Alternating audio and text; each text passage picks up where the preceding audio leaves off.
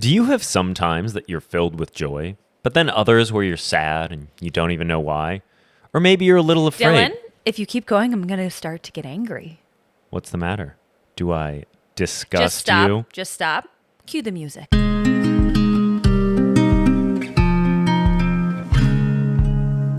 Hi, everyone, and welcome to episode 20 of Channeling Hallmark, the podcast where we talk about all the things that make us feel warm and fuzzy, like when you watch a movie that makes you cry. So, basically any Pixar movie. We're your hosts, Dylan Cashbaugh. And Keetin Markey. And today is all about emotions. We're reviewing the Pixar classic, Inside Out, and talking to Chris Newth, an emotional intelligence coach who helps people figure out how to be happy. I already know how to be happy.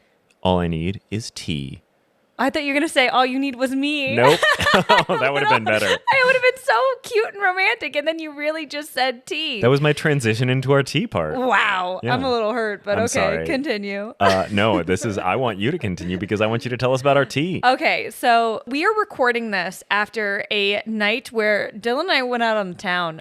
We went and celebrated a friend of mine's Grace's birthday, ran into multiple of our friends at different birthday parties at the same venue, which was just a beautiful, happy coincidence. And then, spontaneously continued the party to another location afterwards where we got martinis and pizza at this really classic old spot in North Hollywood called Little Tony's. It was a lovely time. It was, but do we have headaches today? Most likely. Do we need some help? And is that where the tea comes in? Absolutely. So today, we are drinking high calf teas from Republic of Tea. I didn't even know they did these high calf tea. Like, how do they do it? But it's cinnamon toast black tea with an extra boost of caffeine and natural flavors. And then there's a little B on the thing. It says, get a better buzz. And I'm like, is this going to give me the shakes? I don't know. Probably. But just it says it has even more caffeine than coffee. I know. So black tea has 50 milligrams of caffeine most often. Coffee is 100 milligrams. And the cinnamon toast black tea has 116 milligrams. But it is environmentally friendly. And yeah, let's try it. Let's see if we get this buzz. Yeah. It's good. Ooh, that is soothing, but also like it's dangerously soothing It's because like I could I would see chug drinking this. too much of this too fast, and with that much caffeine, that's gonna. This is a dangerous tea.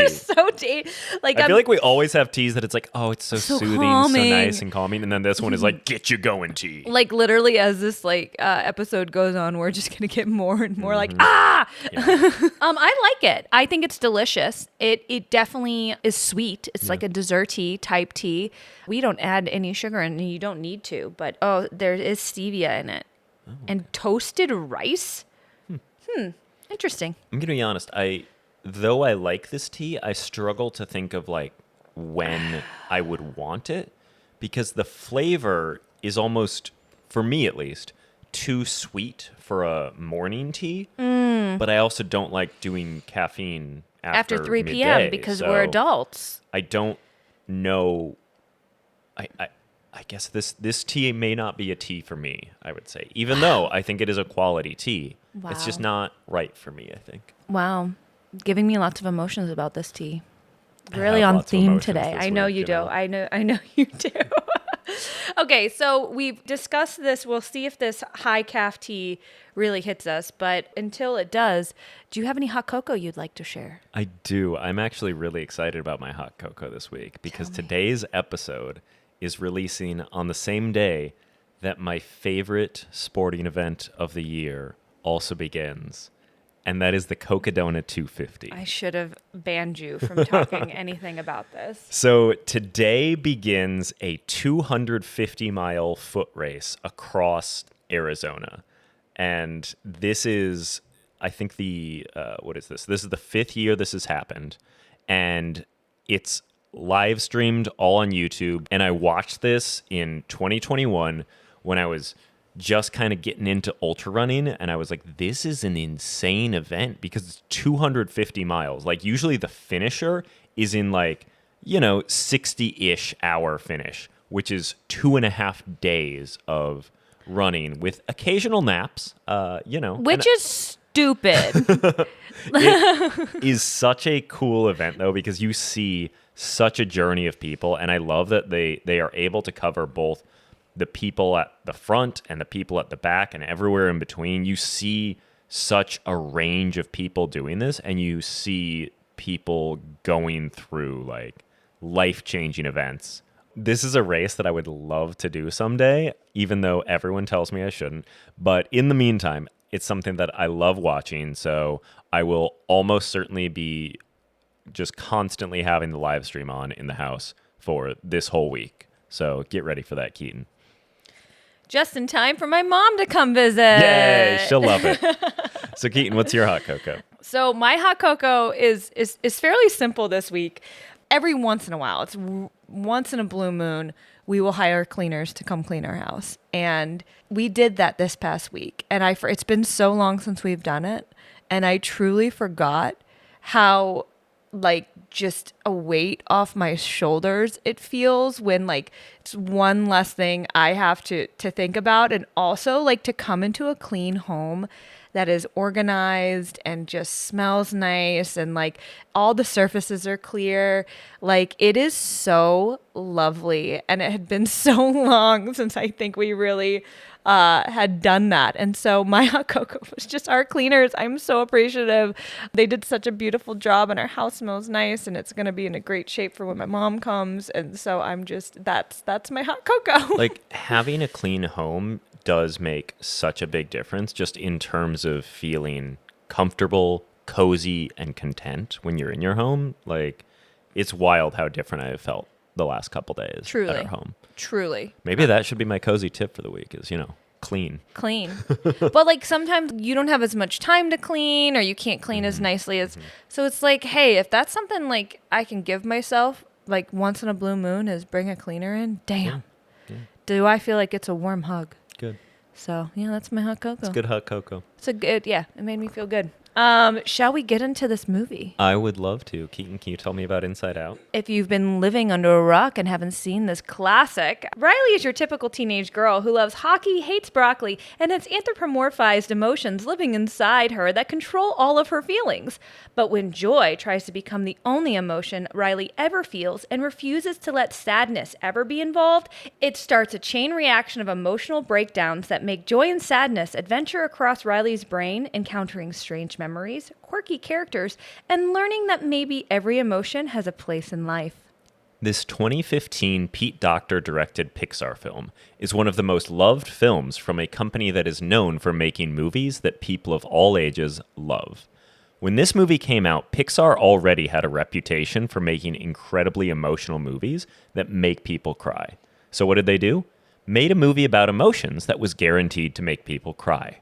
So Keetin, do you also cry every time you watch this movie, or is that just me? I don't. What? I know, it's weird.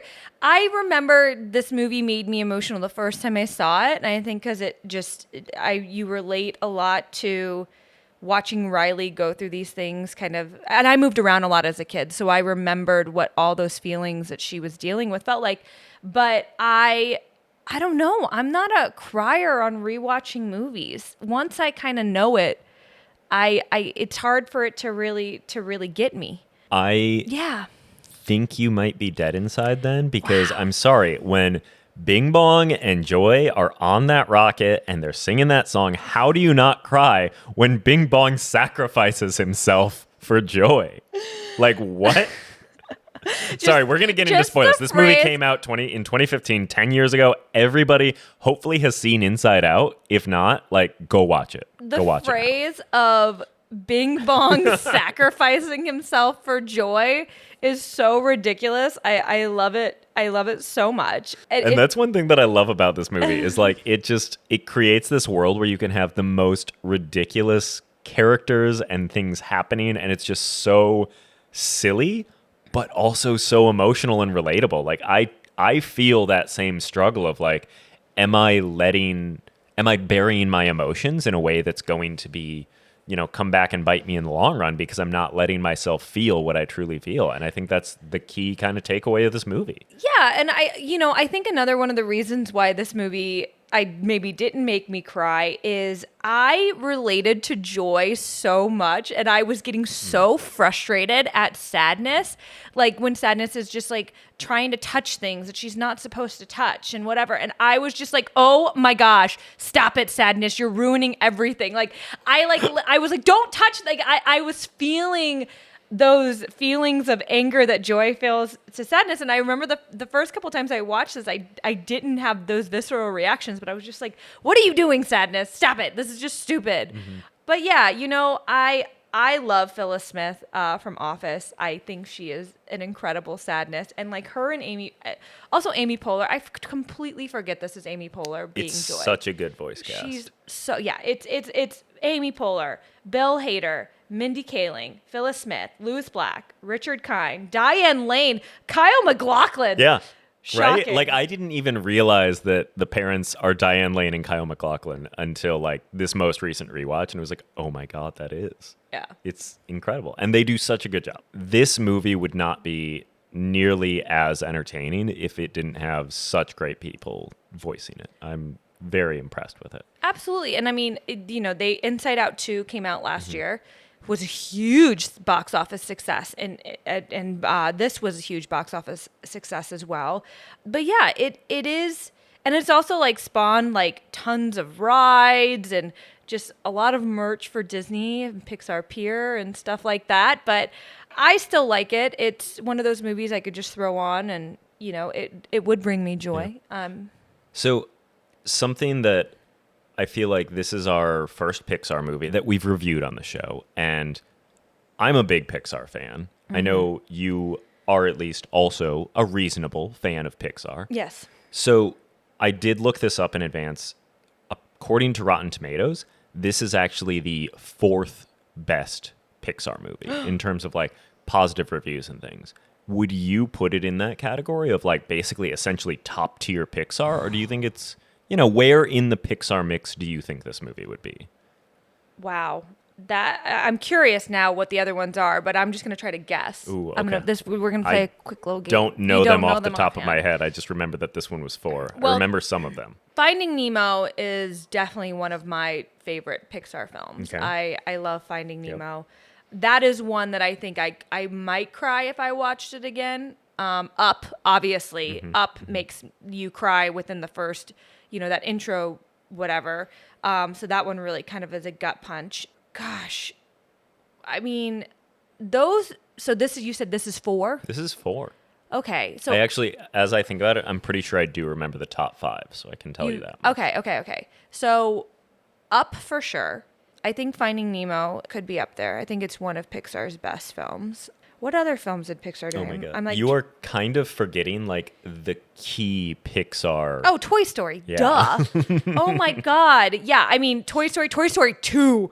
Oh, that one wrecks you with the Jessie song. Oh my gosh. So I would say Toy Story 1 and although Toy Story 3, when Andy drops the toys. Oh my. Toy Story movies are great. They are so good. And I guess I have the one. I was actually looking at the list too, because I was trying to think if there were any Pixar movies that I haven't seen, and yes, there is one, and that is Lightyear. I have not watched that yet, so I need to actually get around to that. I watched it on an airplane. Do you know what? You know what I just realized? I have rewatched, I think, Toy Story 1 and Toy Story 2 because those came out when I was a kid. The rewatchability was a lot, easier. You had more time to watch movies and stuff.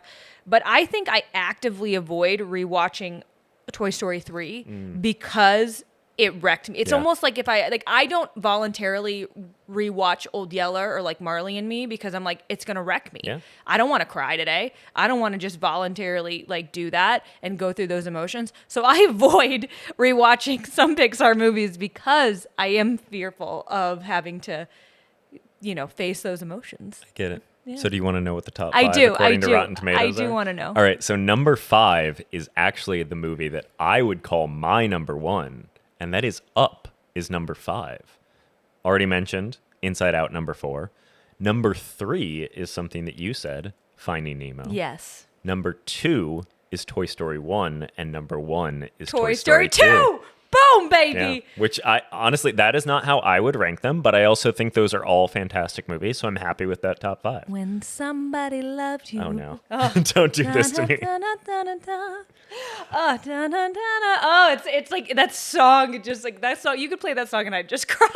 So one more thing that I want to bring up is this is directed by Pete Docter, who is now, I'm pretty sure, like the head of Pixar as their new, creative lead. And to me, this movie is such a great example of why he got that job, because it is such a well-told story where I feel like it holds on all the right moments in the right way, has all the right beats to really kind of keep the story moving, be very entertaining, while also having a very effective message. And I think Pete Docter in particular is just so good at that, and I love his movies. I also think this movie, it was another one of those that just is like it speaks to kids, even really young kids, and it speaks to adults. And I feel like with all the characters, there is somebody every single person in that audience could relate to in some way. And hey, that might just be anger on that, but it's so clever how they did this, and it's just so simple. And it's like, it reminds you that simplifying storytelling is the best way to tell stories. And I feel like I was in like a film class in college where I had a teacher who said that was so important. And I think Pixar does that so well. Yeah. I agree. I love Pixar movies. Me too. It brings me joy. And joy is my favorite emotion. We don't have to have favorites. Keetin, what marshmallow rating would you give Inside Out? Now, the first time I watched Inside Out, I would definitely put it up there because I just remember how it was just such like a slap, like not a slap in the face, but it was just such a visceral like look at your own emotions. And it was the moment you give like personifications to your emotions, or somewhat simplifies it to like, oh, you get it a little bit more. It's so silly. And I remember when I watched this, it was kind of like a huge aha for me of like, oh, that makes so much sense of like, your emotions fighting and, helping understand how your brain is working. Like if you're feeling depressed and all, it just simplifies it. Yeah. But on a rewatch, it didn't quite hit me the way I wanted it to hit me. But I think I would give this, I'm going to give it a 7.5. Oh. Yeah. I thought we established that we're not doing halves. Okay. I'm going to give it an 8 and round up for you to make you feel better. I mean, honestly, that's pretty high, though. You said it would have been higher before, but an 8's pretty high. I remember the first time I saw this movie, it really like hit me. Yeah. And it just didn't, it didn't have the staying power for me. All right. Well, I'm going to give it 9 marshmallows. Wow. Because it really still hits me. And it feels like this is something that I have talked about with you. I don't know if we've talked about on the show, but for whatever reason, any movie that could fit into the category of a coming-of-age teen girl, I'm just a sucker for, apparently, because I relate to these stories, apparently. Are you worried? So, this oddly enough falls into that category. I feel like the journey that she goes through reminds me a lot of my childhood and my emotional growth in life. Were you a coming-of-age teen girl just like me? Maybe I was. Gosh. So, Keetin, this movie got me thinking a lot about my emotions. I don't know if it got you feeling that, but who knows about emotions? Who? Our next guest, Chris Newth. When we come back, we will be talking to Chris Newth, who is an emotional intelligence coach and also just a really cool guy with a lot of really interesting insights. Stay tuned.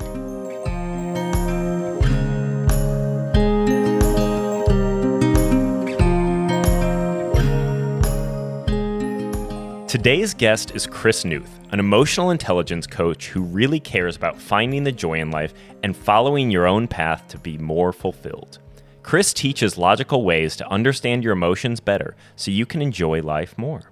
On this podcast, we like to focus on positivity and finding happiness in some of the simple things in life. So, Chris, can you teach me how to make my life feel more like a Hallmark movie? Oh, I'm so excited to do that. Yes. Hi, guys. Thank you for having me. Thanks for being here. Yeah, I think you literally just stated my like life mission, which is to share with as many people as possible how to find their own happiness by listening to themselves. I don't think we were taught, most of us weren't taught how to do that. And so I kind of found it later in life. And what about you guys? Do you just naturally, how do you feel about your ability to find that for yourself? Oh, man. I was not prepared to be asked questions about my emotional needs at this Oh, time. it's only a one-way thing? Oh, I okay, love okay, it. No, I agree with you. I think it's something that's not really taught because we're taught to, and I know as an adult I've struggled with this of like, oh, what are your goals driven by? And it's like, oh, it's driven by success. And what is success driven by? Oh, it's driven by positive feedback from family or friends or, a like or something. And it's very convoluted. I think social media has very much messed with the idea of what brings you joy. Yeah, I feel like we have so much focus on external things and don't pay enough attention to internal things. And Chris, I think you know a thing or two about that, maybe. Wait, but I'm curious, do. Chris, what kind of brought you, what started this journey for you? I know you just, that was a really big question for us who were like, oh, wait, I've never really thought about this. But what made you think about that first and then be like, oh, wait, how I can help other people do this? Yeah. So I didn't know that I would be doing this at this point in my life. Like I like you started in TV. Like that was my dream, is to be in TV. Specifically for me, Conan. Like that was a childhood dream of mine, to like work on Conan's show. I just was obsessed with his late night show. It was sort of an escapist way to get out of. I don't know. As for the first 24 years of my life, I lived in the closet, and there was a lot of like stress and like hiding that came along with that. And shows like Conan's allowed me to escape that for even just an hour and get out of my head and laugh and just enjoy my life in a way that I didn't sometimes feel in the regular part of my day. And so it became very obvious, like, oh, I want to be part of that machine that can help other people accomplish what Conan is helping for me to do. And so I went to LA. I made it to Conan. I got the job at Conan, which was like a dream of mine. And it was a really fun job as an associate producer. I was also booking human interest guests on the show. So I was finding those quirky people that were just, you know about this, Keetin, yes, because you do this in your daytime life. But like I was doing that.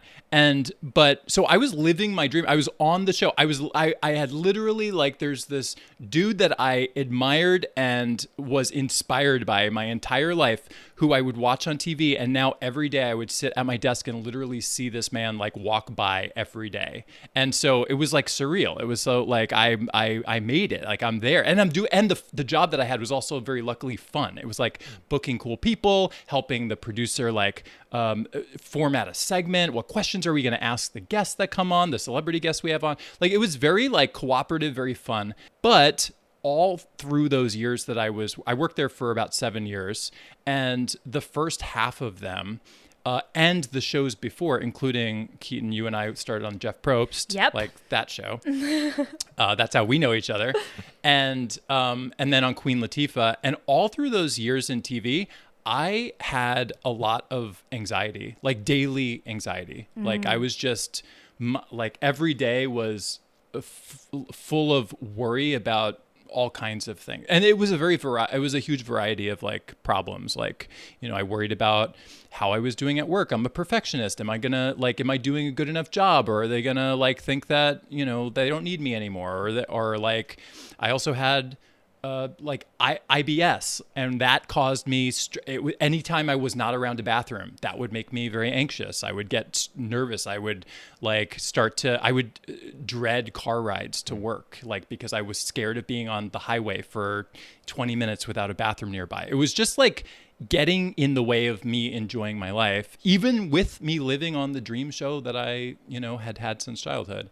And I read a book halfway through my time at Conan. Some weird series of coincidences happened. Some like that you just can't quite make up. It was just like, this is so weird. And good things happening to me. And I was at a store, and I was just something happened where I ended up being able to get the perfect thing. And I told the woman who was ringing me up, I was like, I can't explain why this is happening, but these good things just keep happening to me. And she's like, oh, that's so interesting. My roommate's going through the same thing, and she's reading this book called Ask and It Is Given. And so I was like, I was instantly like, oh, tell me more. Like I was instantly so like drawn to like the idea that maybe there was something to this. And I'm a pretty spiritual guy, but that book is like super spiritual. In fact, I don't recommend it to people unless they're like really, really spiritual. But what the book taught, the message that the book taught was about listening to yourself, learning how to pay attention to, it was basically like, hey, dude, like pay attention to your emotions. They're telling you things. They're telling you information about your life. It will help you. And I started just practicing that, like listening to what are my emotions saying to me, and what do they mean? And like, how can I use them to my benefit? And literally within 2 days of practicing what I sort of picked up, my entire life changed. My anxiety disappeared. Like it just wasn't, it's even weird to say it disappeared, because it was even more, it was just like, it almost felt like it just couldn't exist anymore because of the way I was starting to look at things. And I carried around this, like, I had like a, it was almost like bodily. I could feel it in my body, like in my chest. I felt this like lightness, like that feeling that you get when you like go over like a bump in the like when you're driving and you go over like a little dip in the road, and you get that, you know, when you're, yeah. It was like that, but it was like extended for like minutes at a time of something like that. And the feeling was so intensely life-changing that it became, I guess I got to the point where happiness and freedom became the most important thing to me. I was like, oh, this is worth more than anything. I don't even worth more than a job at Conan, even worth more than like what other people think of me, like literally worth more than anything. It's happiness. Like, I don't want to lose this. And so I started just trying to tell, I just wanted to tell all my friends. I was like, guys, I cracked a code. I figured it out. I know what life is now. Like I wasn't high at the time. I truly felt this. But the problem was, I was trying to teach it through like a spiritual way that I learned it. And I have a lot of non-spiritual friends and so it kind of like hit with a thud against them. And I was just like, damn, how could I explain this to my friends who aren't spiritual people? And so I started to try to think about the logic of why this all worked, the common sense behind all of this. And I basically developed a way of explaining how to strengthen our emotional intelligence, which is the key to life itself, in very logical, common sense ways that pretty much everyone knows. Like, you know this on the inside. I like to say I'm not teaching anything. I'm basically telling you what you already know, but I'm just kind of reminding you, because we overcomplicate things a lot. And then so that became the main goal, is just to spread this happiness. It's so funny too, because I know, like, you know, you hear a lot of like people who are life coaches or whatever, but literally what you just described of, I discovered this really cool thing and how to tap into it. And I really just wanted to share that with whether it's friends or just other people, and like, and help them learn how to discover, to get, that is essentially what like a sports coach does, any coach does. And so it's like, it feels like your passion is now like it doesn't seem fake to me. And I know oftentimes the idea of like a life coach or whatnot, you're like, wait, what is that? But the way you just described it, it just is like, no, that makes sense. It's like, that's why coaches are there, to remind you the right skills to use so that you can be successful in whatever you're trying to be successful in. And depending on what your level, like how you rate success as well. So, and yours is obviously through happiness. Yeah, and like I have to say, like the reason I'm doing this is because it was so life-changing to me that it became the most fun thing I could think to do. Like I truly can't think of, and I still love comedy, I still love television, I still love Conan, but this is almost like more important to me at this point because it was so life-changing. And I know that there's a lot of people out there, whether they're dealing with anxiety or whether they're dealing with like feeling disconnected from themselves, or whether they're feeling like they just don't believe in themselves, or they're just not as happy as they want to be, or they're not feeling the progress or movement towards their goals and dreams that they want, like there are logical, easy things that you can do to help yourself move towards that. And I just want to help as many people as are interested learn those things, learn how to listen to themselves. All right. So obviously, without giving away too much, are there any of those tips that you can divulge a little bit? Oh my God, I can give anything away. You asked me the questions. I don't try to hide anything. I truly would want to, I will literally tell anyone anything that I can, because but a lot of these things also feel, they're going to sound almost too like easy or too simple, but just ask yourself, like, do you actually do them? So yeah, let's talk about it. I would say the biggest one is to put headspace over everything. Like, consider your headspace in literally everything that you're doing. And keep it simple. Are you in a good headspace or a bad headspace? And then if you know which one it is, like, oh, I'm feeling in a good place. Well, then you could do logical things that can help you in that. Like, for example, you're feeling good. Well, that's the time to think about your goals and dreams, because you're in a good headspace. You might as well do that. Good headspaces like logically come with things that we all know that they come with. So good headspaces come with like good ideas and better thinking, more creativity, more imagination, more ability to spot opportunities. You get insights more easily. You get epiphanies more easily. You have more clarity. You have more perspective. You can find new perspectives better. You can have more bandwidth to deal with the shit that you're dealing with in your life. You can you find inspiration in you to like actually jump on shit when you're like in a good headspace.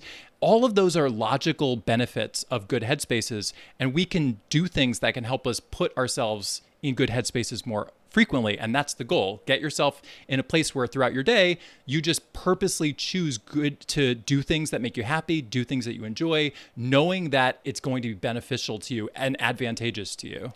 Well, how do you then change that mindset? Because obviously a lot of us get into routines. A lot of us maybe can't, completely pivot our career or whatnot. And we do feel in this trapped space. How do you rip off that Band-Aid and be like, hey, even though I know this environment doesn't give me a good headspace, I don't really have a choice of whether or not to leave said environment right now. How then do you change that headspace or work towards changing the headspace that environment puts you in? It's great question. Okay, so I would look at it like if you're in a place where you don't feel like you are where you want to be in this moment, know that that's okay. It's part of the journey you're on.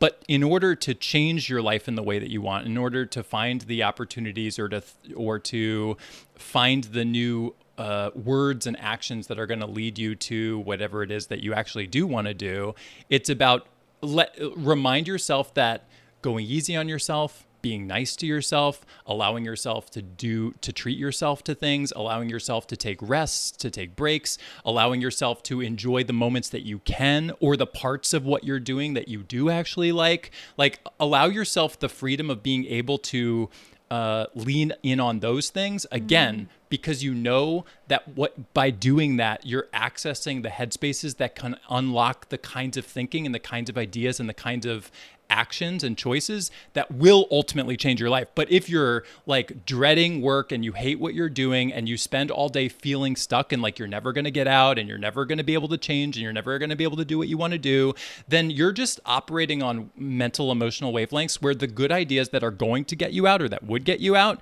can't come to you. They can't occur to your mind because you're just not mental. So don't treat it as like, I need to change things right in my physical reality this moment. Just think of it as like, how can I get myself in the right headspaces in this moment, even with and around the things that I'm doing, because that will ultimately unlock the opportunities that will eventually take you there.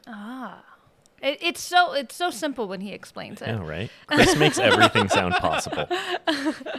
It is. That's the crazy part. It is, which is wild. Like, think about this. Try this. And anyone listening could also do this. Think of something that you have right now in your life that you really cherish. You really like, you appreciate that you have it. You love that it's part of your life. It's special to you in some way. Could be a relationship, could be a pet, could be a career that you have or the job that you have, something that means a lot to you. Ultimately, at the end of the day, you ended up bringing that into your life based on a series of ideas. A series of ideas got you there. Ideas about what to do, who to talk to, what to say, where to go, what to try, what to research, where, like, to go to that party or where you ended up meeting that person or whatever. Like, these were all just ideas that you went with, that you moved with. All dreams at the end of the day are like that. Every single one. My dream of Conan was like that. Like, your dreams that you guys are going towards are like that. And so it's just a series of ideas away. So that's one piece. Then the next piece is to keep getting good ideas, because you ultimately, those are a series of ideas. So you want the best ones. You want quality ones. How do you get quality ones? Being in good headspaces, because then you'll keep getting quality ideas. So you can do things that put you in good headspace, do things on purpose that put you in good headspaces. The good headspaces that you float around in will keep giving you good ideas, and the good ideas that you get will keep bringing you towards the things that you want. So it's like a cheat code once you know how to do that. It's like, of course. Like, so I spend each day, like, it's like a personal mantra of mine to prioritize my happiness, because I know it's good for me. If I do that, if I continue to prioritize my happiness, go on bike rides when I want, go on walks when I want, take breaks when I want, do the work that I want to do, like do things like this that are fun to me. Like, the more I do things like that, I know that I'm floating in the kind of headspaces where insights just keep coming to me. And then I'm like, oh, I should try that, but I'm basically opening my mind to that by doing the things that make me happy. It's like, how do you, because you seem like you've figured out how to do it very organically, just kind of like, whether it's through meditation or whatnot, and kind of the way things you're describing, I'm like, oh, do I like need to just like be like, it almost feels like, do I need to be journaling? And every time like I'm in a good headspace to be like at 3:50, whatever, I was doing this and I feel like I'm in a good, like, how do you train yourself to, start doing that more organically, so you're not trying to be so, I guess, or maybe you do need to be that focused and to kind of have this success in terms of your mental joyfulness and happiness. Oh, I love the questions you're asking, because it's so relatable. And I feel like it kind of breaks this down in a really easy way. I kind of look at everything that I'm doing as very like organic and very natural. Like this, I manifested Conan, my dream job, before I even knew what manifesting was. I was not purposely trying to do that. I was not intentionally saying I'm going to bring that into my life. I mean, I guess I was, in the sense that I was like, I want to work on this show and I'm going to keep my eyes focused on that. Like that part is true. But like, we naturally do this. We organically do this anyway. So don't try to overthink it.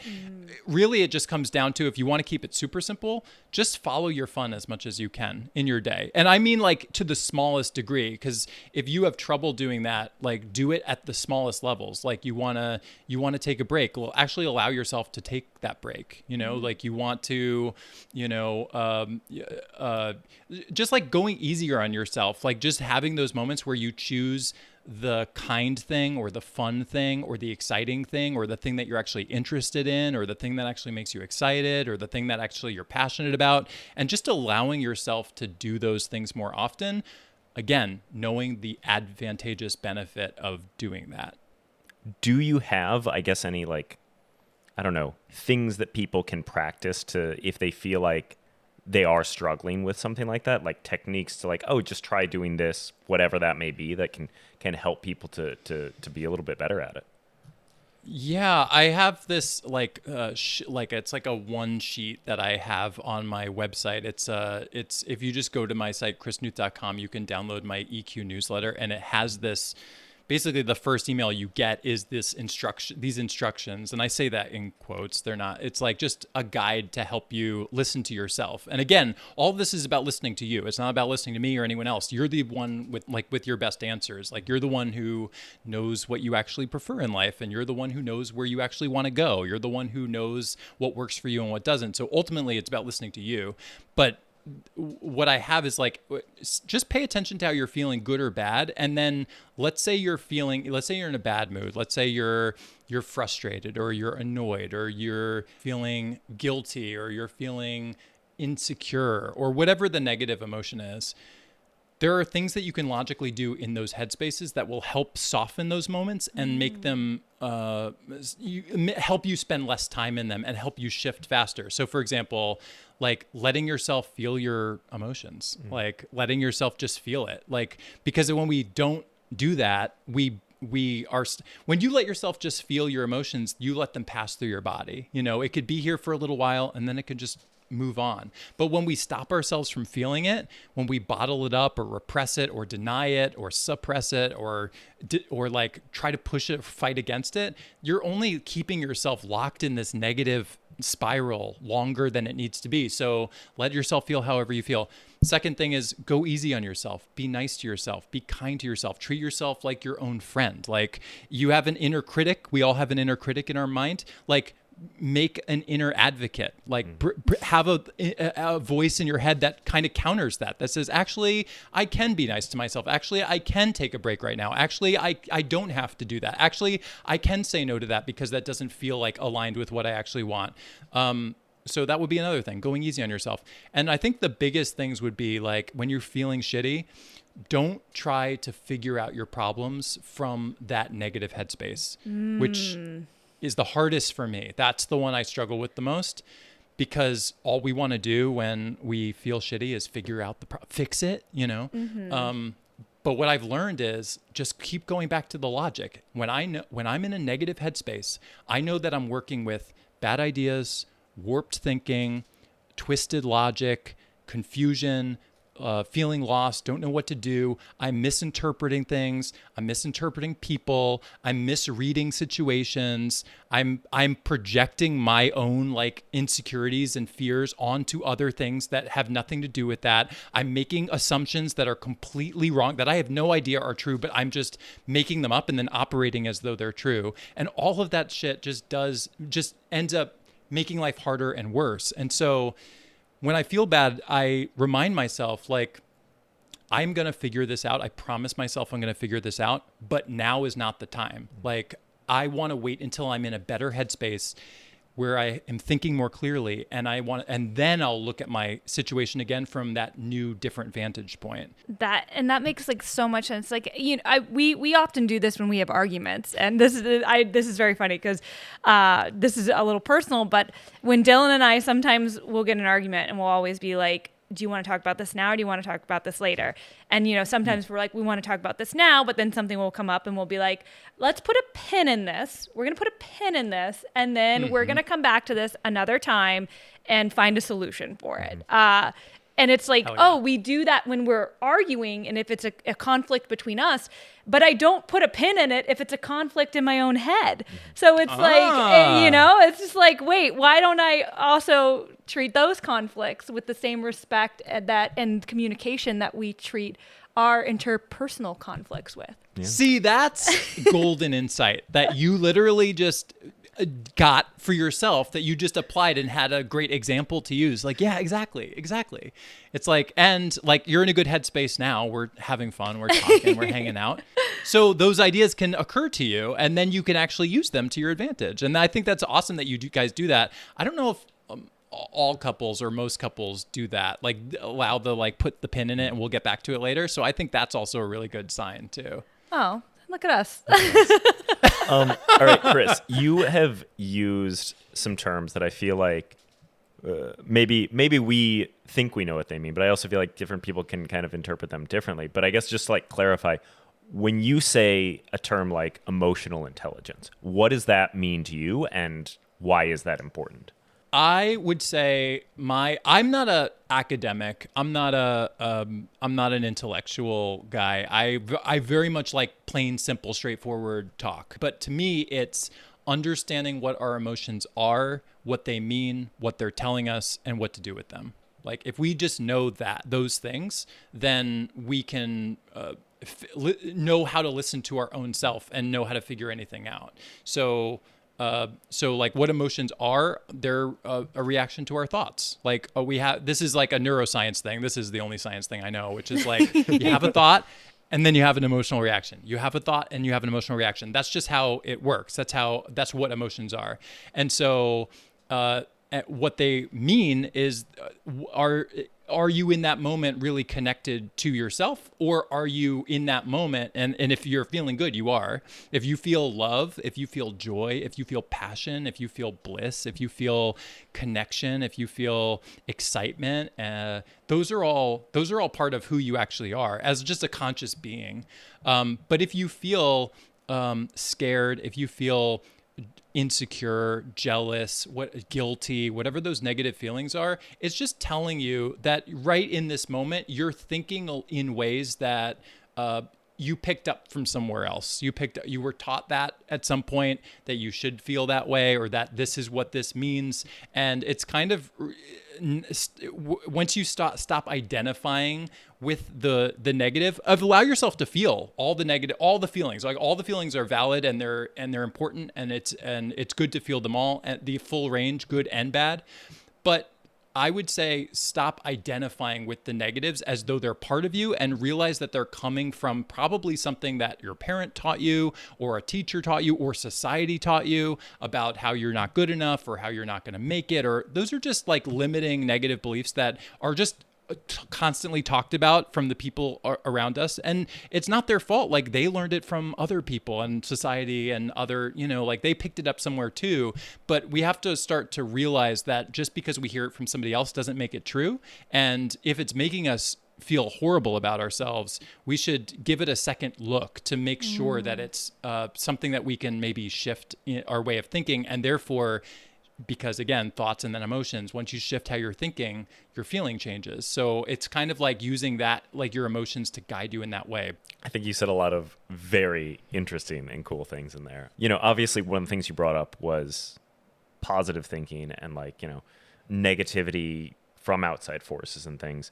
If I am experiencing like those negative thoughts and stuff, do you think there's a consistent way to pivot that to positive? Or is it, oh no, I kind of just got to wait it out? Yeah. And maybe it's different for everyone. I'm sure it is to a certain extent. Yeah.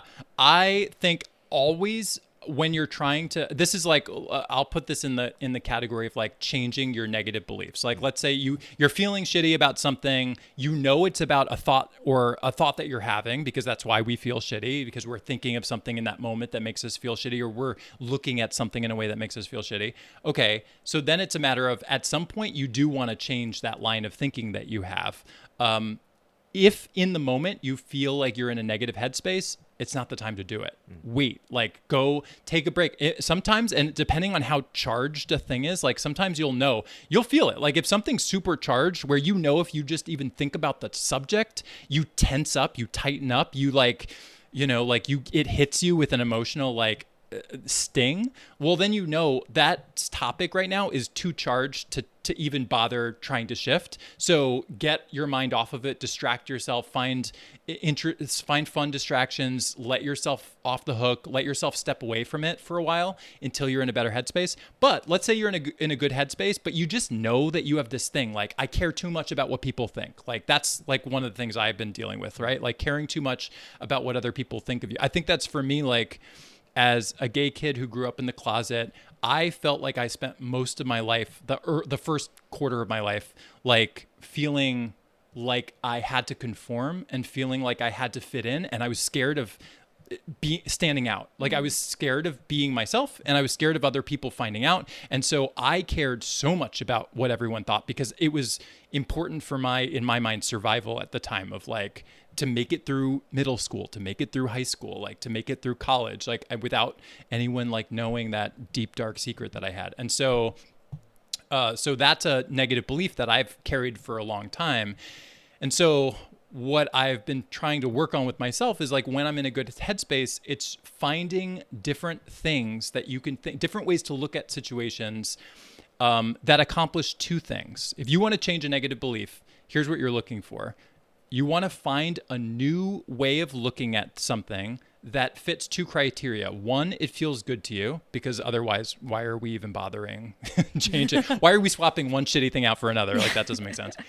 And then two, it has to make so much logical sense to you, or sink in and resonate with you so deep that it's easy to continue reminding yourself of that, and to say, and to repeating that. Because if you don't believe it, or if it doesn't really strike you as oh, this makes sense to me on some deep level, then you're not going to keep replacing it. Because in the future, once you find that replacement that meets those two criteria, every time you have that negative thought, I'm not good enough, I'm never going to figure this out. I'm too old for this, or I'm too young for this, or I'm not experienced enough, or I don't have the credentials, or whatever your negative thinking is. Every time you think it, you want to then replace it, remind yourself of that thing that you've discovered that is the whatever Indiana Jones swap, Yes. For not being a movie guy, that's a pretty good movie reference. I know. I think I'm channeling you guys by like saying movie stuff here. Yeah. So I guess you've left your job in TV. You've been working on kind of spreading kind of this discovery that you have made, and you're coaching people. So tell us a little bit about what your coaching process is like, and kind of what you do offer for people who might want to learn more about the processes you've discovered. Okay, so I kind of see coaching as like I kind of like look at life like it's a video game. Like an open world video game that we're all kind of playing in our own way. And all of us have our own character, right? We have our own strengths and special abilities and powers, but we also have our own weaknesses and blind spots and negative patterns. And we all have our own goals and objectives in the game. Like we all have an objective in the game. I dream of this. Like this is where I want to go. This is what I want to do. And our life is a journey of moving towards those objectives. And along the way, we're going to hit challenges, obviously. And that's where our negative beliefs and our limiting beliefs come into play. Other things that we experience in the physical world come into play. And all along that journey, it's just a matter of just continuing to change how you're thinking. I call it like using cheat codes. Like I give mindset cheat codes or EQ cheat codes that can help you like, oh, just change how you're looking at this a little bit, or shift how you're looking at this. And that will smooth out the journey and make it easier. So I see myself in the game that we're playing, this game of life that we're in. I kind of see myself as the character that finds other characters in the game that are kind of struggling or kind of feel lost, or they don't know what to do. And I'm the character that has the ability to like hit pause on the game and like open up the hidden menu and like show them like the mechanics of the game that they're playing. Like here's like the behind the scenes, the invisible forces that are at play, which is our emotions. Our emotions affect, literally, think about it. Like your emotions affect what you think, what you say, what you do, the choices you make, even the micro choices you make. They affect how you interpret the world around you. They affect what you like observe, what you pick out and cherry pick from the world around you. They affect the energy you carry with you and the impressions you make on people. So our emotions affect every minute of every day that we have, from the minute we wake up to the minute we go to bed. And so obviously they're the key. Most people don't pay attention to our emotions, but if you do, if you know the insane amount of influence they have on your life, then you know that if you focus on that and pay attention to the information that it's telling you, you can do things that can logically change your life in magical ways. And so my coaching is basically like walking someone through the process of like, how, like, I love using the video game analogy in my coaching. So like because also what it does is it helps kind of people separate themselves from, it allows people to be like one step removed from their problems, so they can kind of like have a more big picture scope of their life. But basically we talk about what their strengths are, what their weaknesses are, what they struggle with. I teach them how to understand their emotions, what they are, what they mean, what to do with them. And then as they go about their journey bumping into things, we talk about it, and we talk about the negative beliefs, and I will be one point of assistance in pitching other possible perspectives that they could use to shift that thinking. Because ultimately, at the end of the day, it's just about changing how you think. Like if you change the way you think, your life changes. So you can find that anywhere.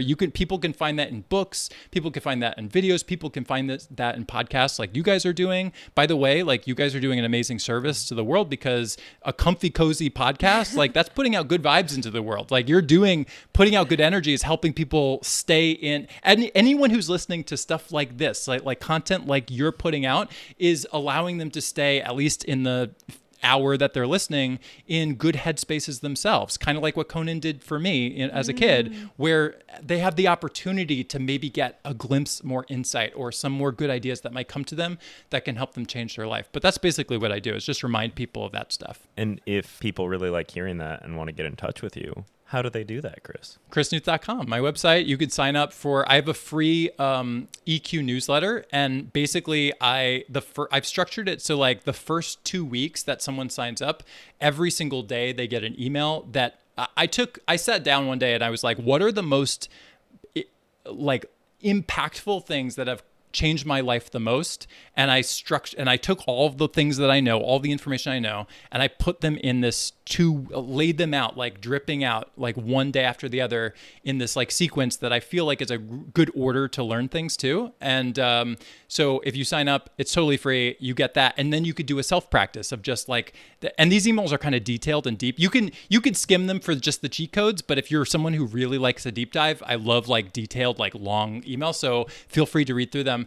But for some people who don't, some people have trouble with self-practice. They want more accountability, or they just want some more personal guidance or personal help, or they like to like go back and forth with someone, or they just want company on their journey. Then I offer coaching for that. So that's on my website too. You could check out my site for my coaching. I just started a brand new program that is to help people establish a rock solid foundation of emotional intelligence so that they can understand themselves fully, know exactly what to do, and then continue living their life, following their dreams and doing what makes them happy in a way that logically gets the results they want. This is not crazy to think. Like whatever you want, whatever your goals and your dreams are, it's not only possible, it's very logical that you can move towards them and that you can achieve them. It's just a matter of allowing yourself to float in the good headspaces that will bring you the ideas and the insight and the inspiration that will move you in those ways. So that's all it is. It can be a lot simpler than I think we think, but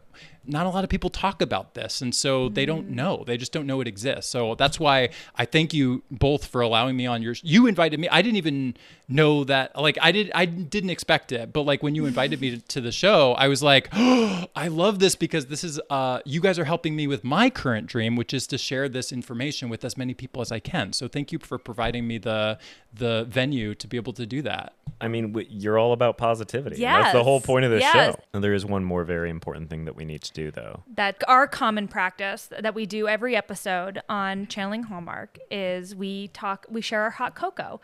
And hot cocoa is basically whether it's, it could be as simple as a photo you saw, it could be an experience you had, just anything that brought you joy this week in your life that you would like to share. Ooh, I love this. My favorite thing to do recently has been bike rides, like specifically night rides. Like I love my night rides, and I have this electric bike. So I just basically go outside, get on my bike, turn my lights on, and then I just like hit the throttle and I just like zip around my neighborhood and like go explore like nearby neighborhoods.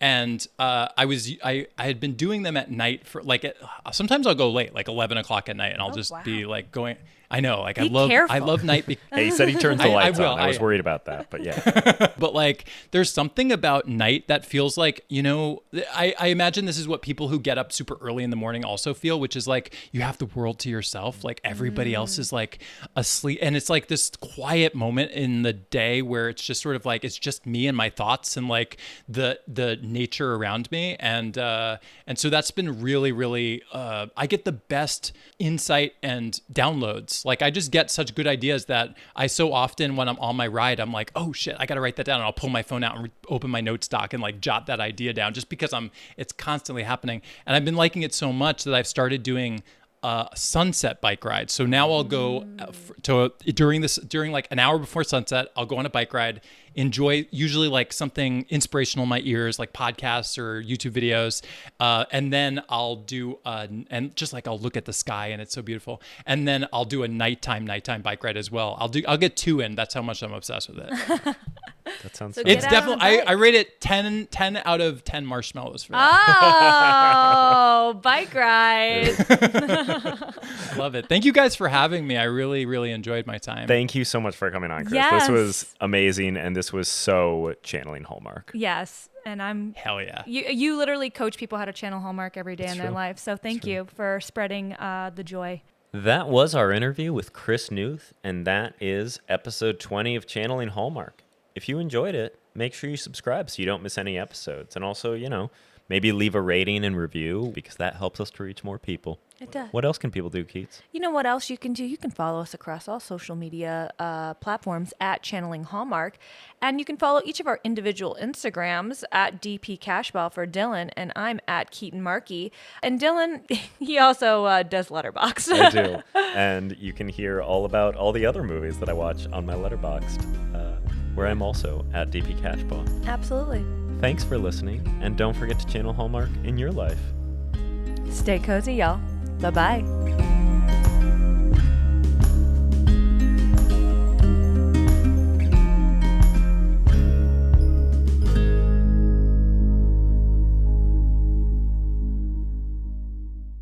Channeling Hallmark is an independently produced podcast and is neither sponsored nor sanctioned by Hallmark or any other entity. Thank you for listening.